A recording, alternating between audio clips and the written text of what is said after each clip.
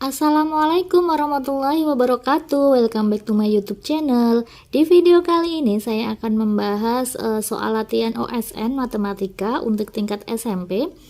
Ada 4 soal yang akan saya bahas. Jadi soal-soal ini saya ambil dari soal-soal OSN tahun sebelumnya ya untuk latihan. Oke, sekarang kita bahas dari soal nomor 1. Nomor 1, diketahui bilangan bulat positif K sehingga 5K plus 1 dibagi 3K min 18 juga bilangan bulat positif. Dua nilai K yang memenuhi adalah, nah oke, jadi kita di sini disuruh mencari nilai K di mana K ini adalah bilangan bulat positif yang mengakibatkan 5K plus 1 per 3K min 18 ini juga bilangan bulat positif, gitu ya. Nah, oke, kita tulis terlebih dahulu ya. 5K plus 1 dibagi sama 3K min 18. Ya. Jadi bentuknya bisa kita sederhanakan dulu. 3 sama 18 kan bisa kita sederhanakan ya. 5K plus 1 dibagi 3 dalam kurung K min 6. Sama aja ya. 3 kali K itu 3K, 3 kali min 6 itu min 18. Sama dengan, ini sama aja dengan sepertiga dikalikan sama 5K plus 1 dibagi sama K min 6. Gitu ya. Oke, berarti sepertiga ini pun bisa kita uraikan. 5K plus 1 dibagi K min 6 itu bisa kita tulis menjadi 5K dibagi K min 6 ditambah 1 dibagi K min 6. Boleh ya? Jadi dia dibagi masing-masing. Nah, kemudian di sini ada K, ada K. Supaya nanti K-nya ini bisa kita coret, maka yang atas itu bisa kita ubah bentuknya. 5K ini bisa kita tulis menjadi 5. Supaya bisa kita coret, kita hilangkan K min 6. Ini kan kita kalikan K min 6 gini kan. Nah, tapi supaya nggak merubah hasil, coba ini kita kalikan. 5 kali K itu kan 5K. 5 kali min 6 itu min 30, sedangkan di sini kan nggak ada min 30. Supaya nggak merubah hasil berarti harus ditambah 30 gitu, baru dibagi sama K min 6 plus 1 per K min 6. Paham ya sampai sini ya? Ini tuh supaya bisa kita hilangkan gitu aja, dan ini ditambah 30 supaya nggak merubah hasil.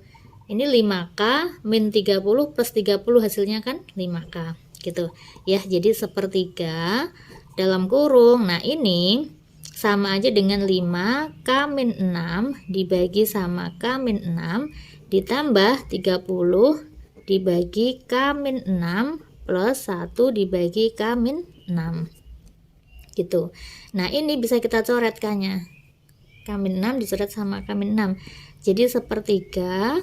Kemudian ini tinggal 5 ya, 5 ditambah, nah ini kan penyebutnya sama nih, sama-sama K min 6. Ini kan dia koefisien, berarti tinggal kita jumlahkan aja 31 per K min 6. Nah udah sampai sini. Nah kalau misalkan kita lihat ya, supaya di hasilnya di sini adalah bilangan bulat, berarti kan di sini harus bulat dong ya, ya enggak? Misalkan kalau 5 tambah setengah berarti kan 5 setengah, kan hasilnya enggak bulat. Supaya dia bulat berarti di sini harus bilangan bulat. Nah, kita lihat di sini 5 plus 31 per K min 6. 31 ini adalah bilangan prima. Ya enggak? Bilangan prima itu apa? Bilangan yang hanya bisa dibagi dengan angka 1 sama dirinya sendiri. Nah, berarti supaya bulat berarti di sini kan dia harus faktor dari 31 kan? Ya, faktor dari 31 itu kan dia hanya angka 1 sama angka 31 karena dia prima. Berarti ini nanti K min 6, supaya ini menghasilkan bilangan bulat, maka K min 6 ini harus faktor dari 31. Berarti K min 6 nanti di sini hasilnya ada 2, bisa 1, bisa 31. Gitu ya, paham ya maksudnya ya. Jadi K min 6 yang pertama itu nilainya 1. Jadi K sama dengan berapa? Pindah ruas, 1 tambah 6, 7. Sedangkan yang kedua K min 6 nilainya itu 31. Berarti K sama dengan min 6 pindah ruas jadinya ditambah 31 tambah 6 yaitu 37. Udah ini ketemu K-nya. ya. Untuk ngujinya gimana Kak? Nah, kalau misalkan mau nguji ya coba aja dimasukkan, misalkan K-nya 7. Kalau K-nya 7 berarti kan ini nilainya menjadi sepertiga 5 ditambah 31 per 7 kurangi 6, 1 kan? Ya, 31 bagi 1 kan 31. Berarti sepertiga dikalikan 5 plus 31. 5 plus 31 itu 36. 36 bagi 3 yaitu 12. Gitu. Nah, nanti kalau kita uji 37 juga sama. Kalau 37 kurangi 6 kan 31. 31 dibagi 31 itu 1. 5 tambah 1 6. 6 dibagi 3 itu 2. Hasilnya adalah bilangan bulat positif. Gitu ya. Jadi cluenya di sini. Dia bilangan prima, berarti pembaginya di sini harus faktor dari si bilangan yang di atasnya ini supaya hasilnya adalah bulat. Oke, berarti jawaban yang memenuhi yaitu K sama dengan 7 sama K sama dengan 37. Nomor 2, tentukan semua penyelesaian dari sistem persamaan. Nah, jadi di sini ada dua sistem persamaan, x kuadrat min 6y kuadrat dikurangi xy dikurangi x plus 3y sama dengan 0. Kemudian x kuadrat min 5x min 3y kuadrat min y plus 10 sama dengan 0. Biasanya kalau misalkan persamaan linear itu kan tinggal kita eliminasi, selesai gitu ya. Nah, ini nanti bisa juga pakai cara eliminasi, bisa juga cara substitusi. Karena di sini dia lumayan kompleks, berarti kita harus jabarkan terlebih dahulu ya. Kita tulis dahulu persamaan yang pertama. Persamaan yang pertama di sini adalah x kuadrat min 6y kuadrat min xy min x plus 3y sama dengan 0.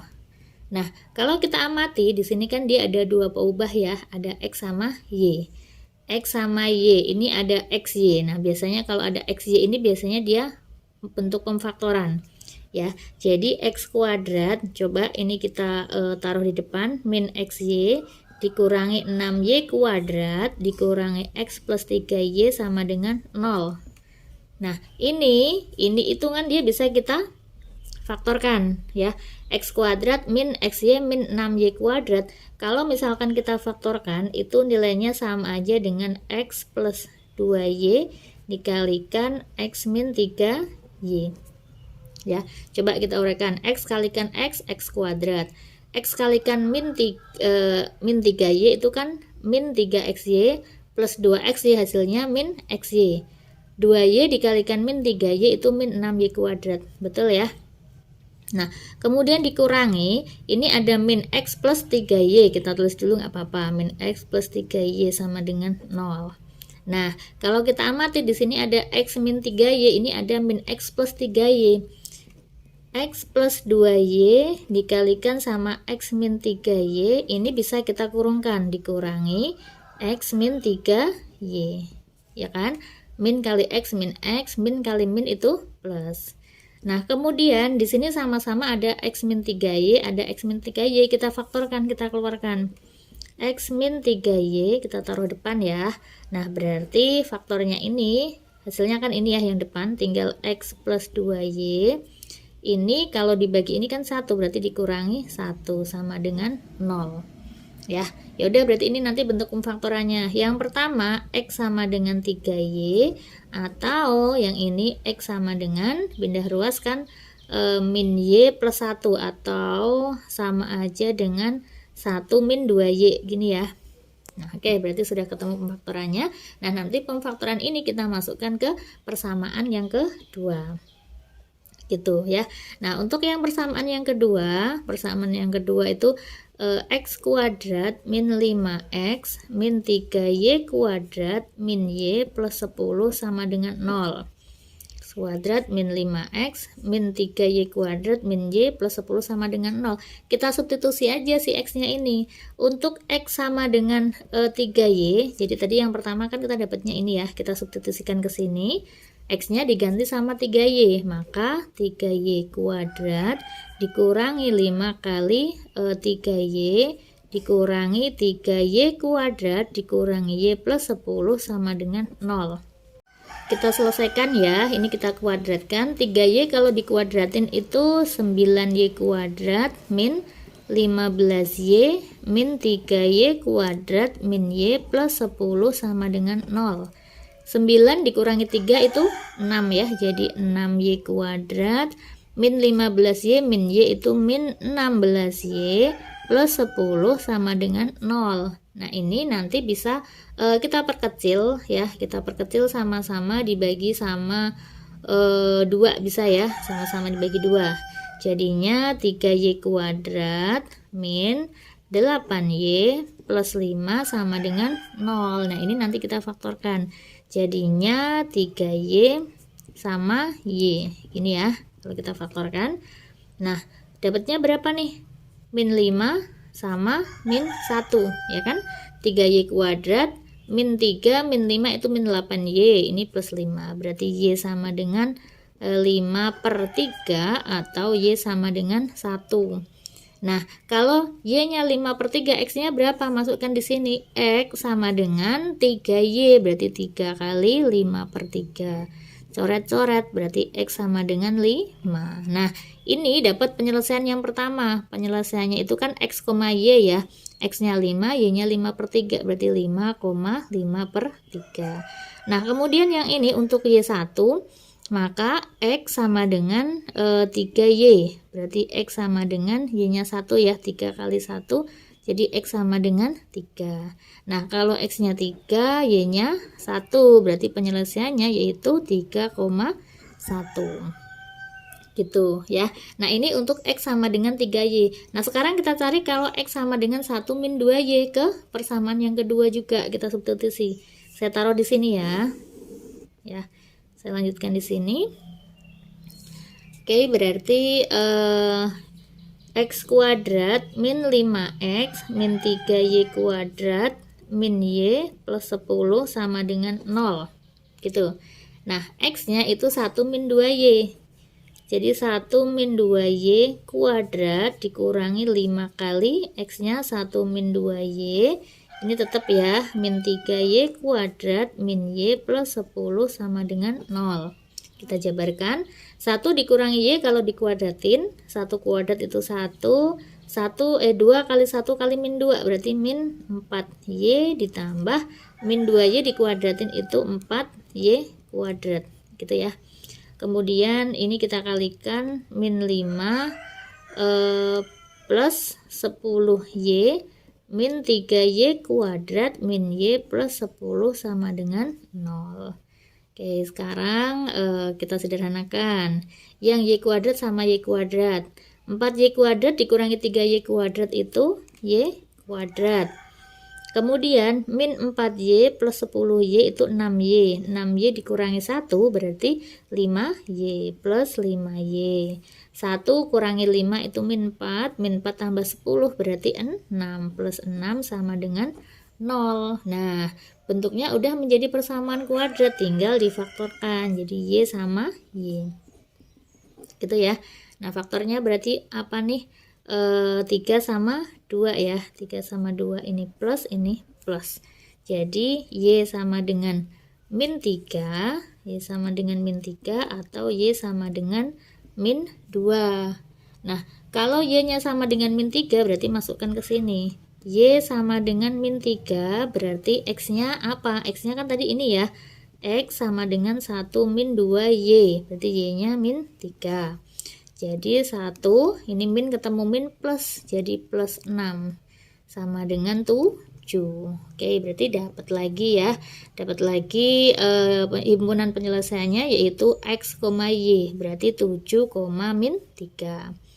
7, min 3. Nah, kemudian ketika y-nya min 2, y sama dengan min 2, berarti kalau dimasukkan ke x sama dengan 1 dikurangi 2y, 2 kali y-nya itu min 2. Ya, jadi 1, ini min ketemu min plus.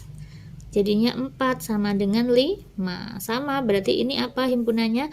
X, y, berarti 5, min 2. 5, min 2. Oke. Nah, oke, berarti kita udah dapat 4 buah penyelesaian ya. Jadi penyelesaiannya, himpunan penyelesaiannya ada 4. Yang pertama yaitu X-nya ini cara penulisannya bisa diurutin, bisa enggak ya.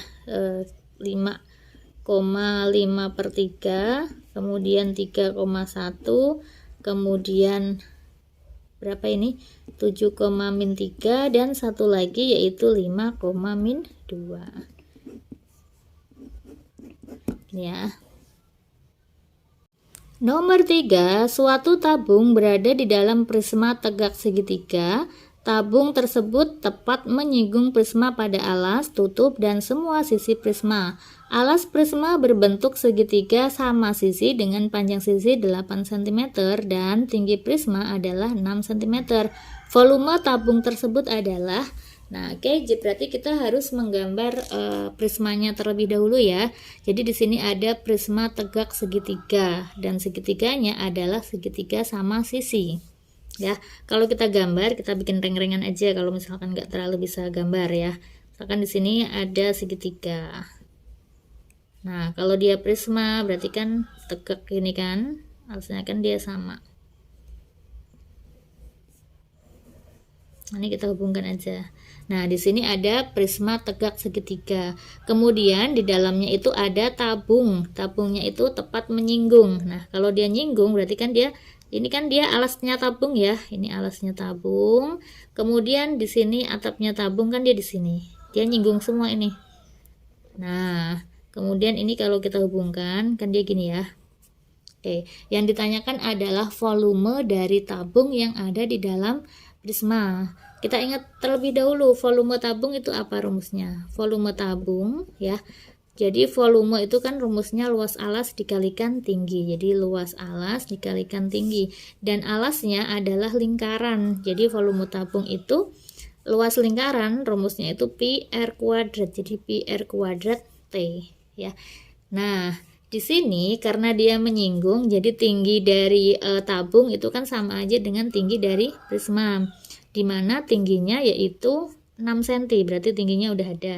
Kita tinggal mencari jari-jari, ya kan?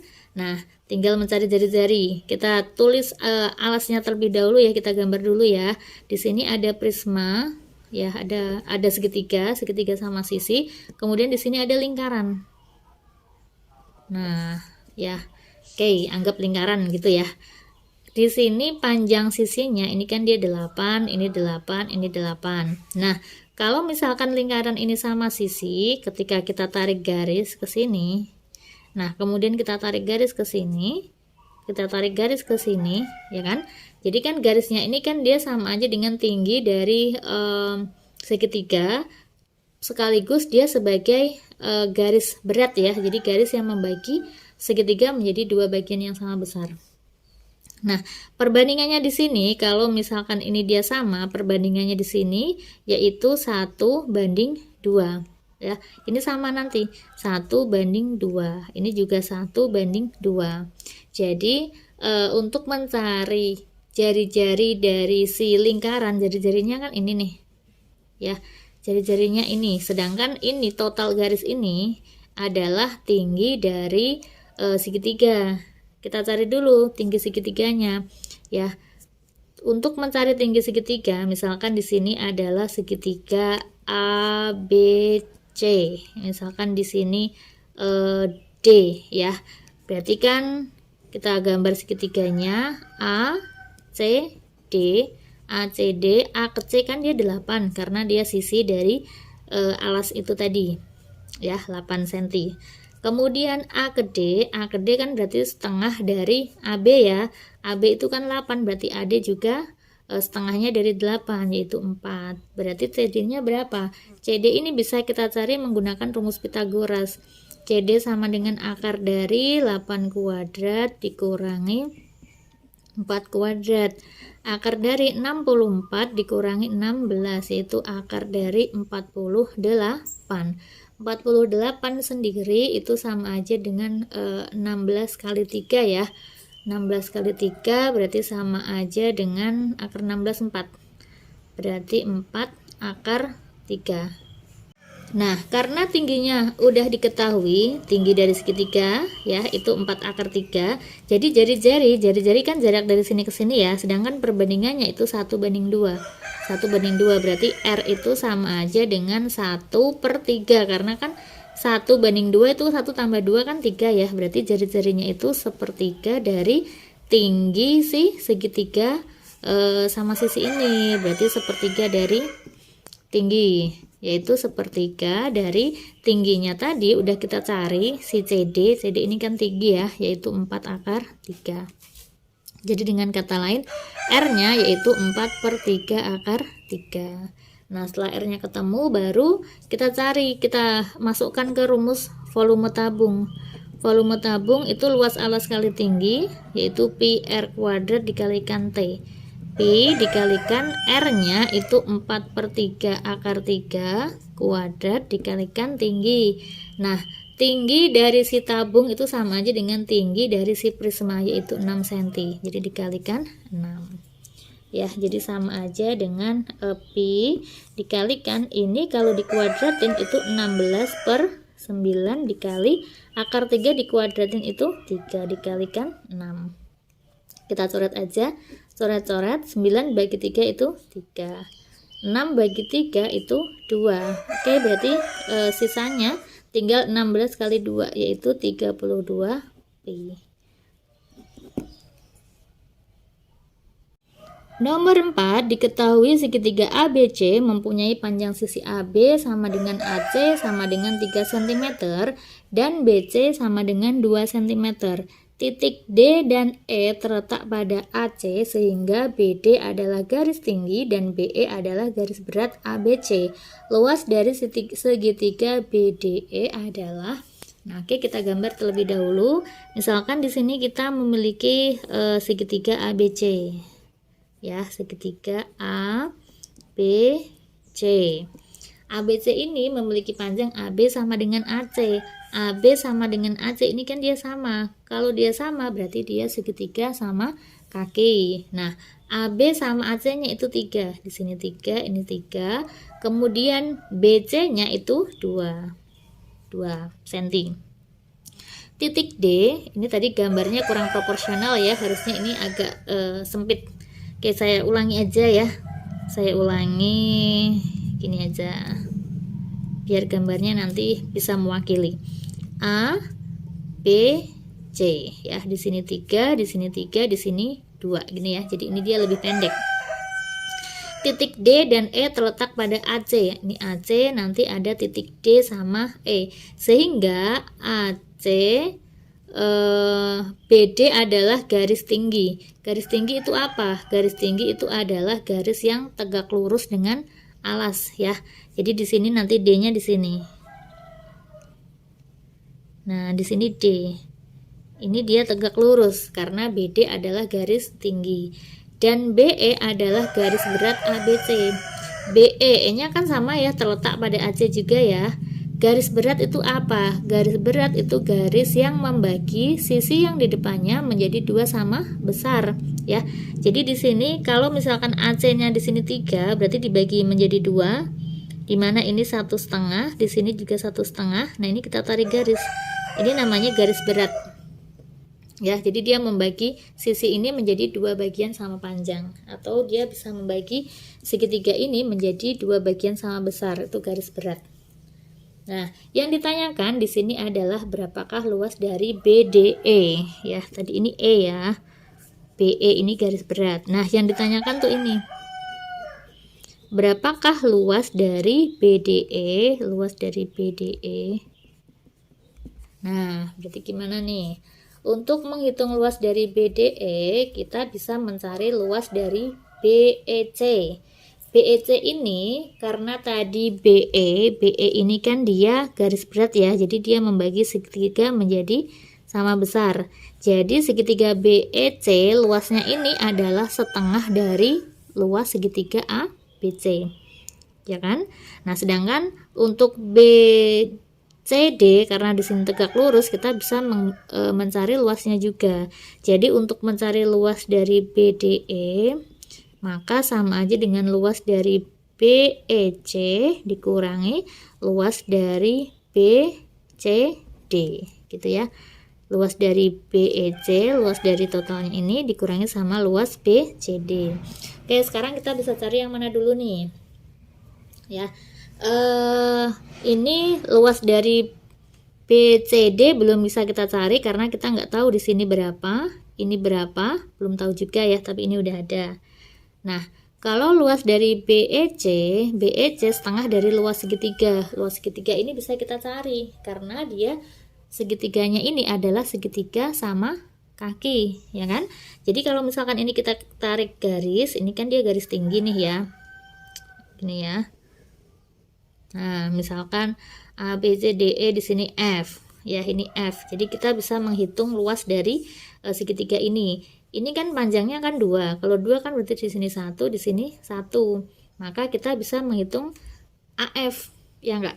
AF itu sama dengan akar dari 3 kuadrat dikurangi 1 kuadrat. Karena dia Pitagoras. 3 kuadrat kurangi 1 kuadrat. Jadi akar dari 9 dikurangi 1, yaitu akar 8. Akar 8 itu sama aja dengan 2 akar 2. Oke, sekarang karena AF-nya udah ada, berarti kita bisa menghitung luas segitiga ABC. Luas ABC, luas segitiga ABC itu rumusnya kan setengah alas kali tinggi ya. Berarti setengah kali alasnya itu BC, tingginya itu AF. Jadi setengah kali BC-nya itu 2 dikalikan AF-nya ketemu 2 akar 2. Ini coret-coret. Berarti luas ABC yaitu 2 akar 2. Nah, karena luas ABC itu 2 akar 2, berarti luas dari apa ini? BEC ya. BEC. Nah, BEC ini kan dia setengahnya dari segitiga ya, karena ini garis berat. Setengah dari luas ABC, berarti setengah dari ABC-nya itu 2 akar 2. Coret-coret berarti akar 2. Nah, BEC-nya udah ketemu luasnya. Sekarang tinggal mencari luas BCD. Untuk mencari luas BCD ya, berarti kan kita butuh alas ini sama tinggi ini ya. Kita gambar terlebih dahulu segitiganya. Jadi di sini ada segitiga apa ini? Di sini D ya. Ini D, di sini C, ini B, gini kan ya. Nah, B ke C kan 2, C ke D kita belum tahu, D ke B kita juga belum tahu. Tapi karena dia di sini tegak lurus, ini juga tegak lurus, maka bisa kita bandingkan ya. Jadi tegak lurus ini kan perkalian alas sama tinggi itu sama dengan alas sama tinggi. Jadi dengan kata lain BC dikali sama AF itu nilainya sama aja dengan AC dikali sama BD ya. Jadi perkalian alas kali tinggi. Alas kali tinggi sama dengan alas kali tinggi, ya kan? Ya, berarti kita masukkan BC-nya. BC-nya adalah 2, kemudian AF-nya tadi ketemu berapa? F-nya itu 2 akar 2. 2 akar 2 sama dengan AC. A ke C ini kan 3 ya. 3 dikalikan BD-nya yang kita cari. Gitu, berarti BD sama dengan, ini pindah ruas aja ya. Pindah ruas berarti kan tinggal dibagi 2 kali 2 4. Dibagi 3 berarti 4/3 akar 2. Oke, berarti sudah ketemu BD-nya. BD-nya itu 4/3 akar 2. BD 4/3 akar 2. Nah, jadi untuk nyari si CD tinggal kita gunakan Pitagoras karena kan dia di sini siku-siku. Berarti akar dari, untuk nyari CD ini, akar dari 2 kuadrat dikurangi 4/3 akar 2 kuadrat.